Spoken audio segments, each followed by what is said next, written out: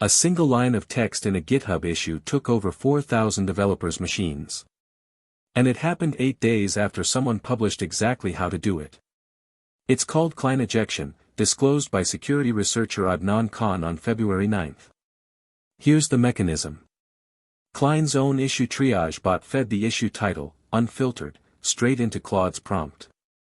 A crafted title poisoned the GitHub Actions cache. That poisoned cache pivoted into the publish workflows, the ones that ship new versions to real developers. From there, it read out 3 long-lived secrets, the VS Code, OpenVSX, and npm publish tokens.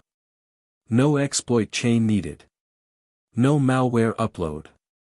Just an issue title, a poison cache, and tokens nobody expected an outside contributor to reach. 8 days later, someone used it for real.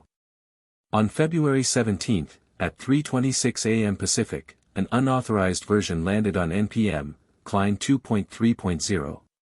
A fake update with 1 extra line, silently installing OpenClaw, a rival AI agent, on every machine that updated. It sat live for 8 hours. Roughly 4,000 downloads before anyone caught it. This wasn't isolated. The same primitive, GitHub text feeding straight into an agent's prompt, was shown days later to also work against Claude Code's own security review action, Google's Gemini CLI, and GitHub's Copilot agent. Anthropic's own system card had already said security review wasn't hardened against exactly this. Cline has since moved npm publishing to OIDC, no more long-lived tokens for an attacker to steal in the first place. This isn't a reason to panic about every AI coding tool you run. It's a reason to ask what text your agent trusts by default. An issue title. A PR comment. A bug report. Anything an outside contributor can write is now an instruction your agent might follow.